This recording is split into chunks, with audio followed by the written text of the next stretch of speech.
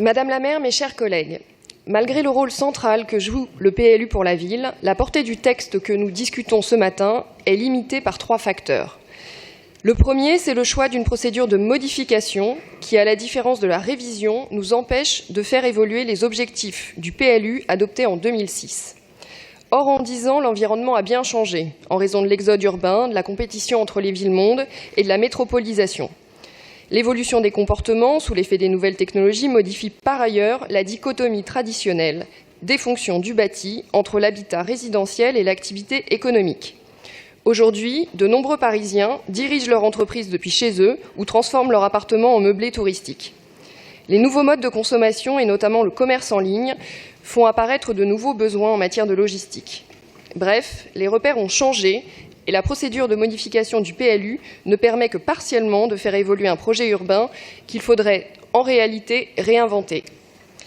Le deuxième facteur qui bride la portée du PLU, c'est la montée en puissance de la métropole du Grand Paris. Dans quelques mois, c'est la métropole qui élaborera le schéma de cohérence territoriale, le programme de l'habitat et de l'hébergement et les éléments structurants de la politique en faveur du cadre de vie, comme le climat, l'énergie ou la lutte contre la pollution de l'air.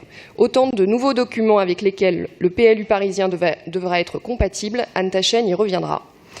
Enfin, dernier facteur qui limite la portée de la modification du PLU, c'est la nécessaire compatibilité du PLU avec le programme local de l'habitat. Nous avons eu l'occasion de le dire, nous ne souscrivons pas ni à certains objectifs, ni aux méthodes employées pour les atteindre. La politique menée par l'exécutif dans le cadre du PLH est placée sous le dogme du chiffre et manque d'une indispensable vision globale pour la ville. Une politique du chiffre qui n'est pas gage de mixité sociale, car elle ne favorise pas le rééquilibrage au sein des quartiers. L'insuffisance accordée au logement intermédiaire se retrouve également dans la modification du PLU. La mixité sociale que nous appelons de nos vœux consiste en un panachage des différents types de logements sur un même quartier, très sociaux, intermédiaires et privés. Pour y prétendre, il aurait fallu que les nouvelles constructions dans les zones non déficitaires en logements sociaux prévoient seulement la possibilité pour les promoteurs de faire du logement intermédiaire. Ce n'est pas le choix qui a été retenu et nous le regrettons.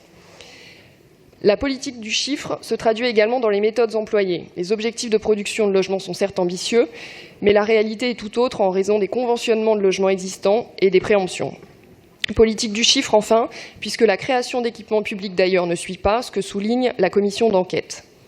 Bref, malgré l'importance de ce rendez-vous, ce n'est pas avec un enthousiasme débordant que nous abordons ce débat, même si nous saluons certaines avancées, notamment sur le volet environnemental, avec la préservation des réservoirs de Grenelle que nous appelons de nos vœux depuis longtemps.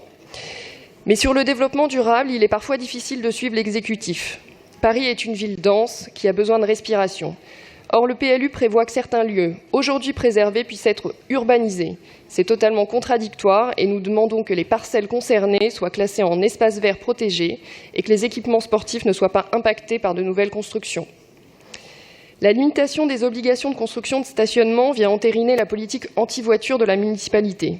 Si nous sommes totalement favorables à la diminution de la place de la voiture en ville et dans l'espace public, nous regrettons une nouvelle fois la manière de faire qui consiste à utiliser la contrainte, à, je cite, « dissuader les automobilistes d'utiliser leur voiture pour permettre de favoriser les transports en commun ».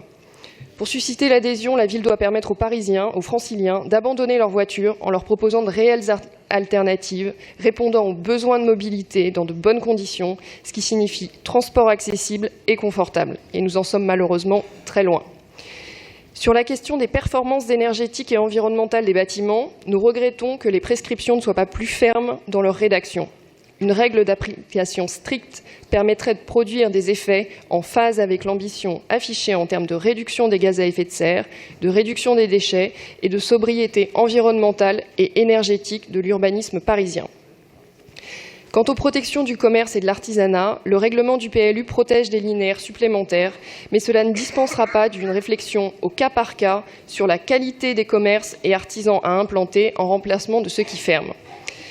Enfin, sur les questions de logistique urbaine et de logement, je laisserai mes collègues exprimer plus en détail nos analyses et nos propositions de vœux en la matière. Je vous remercie.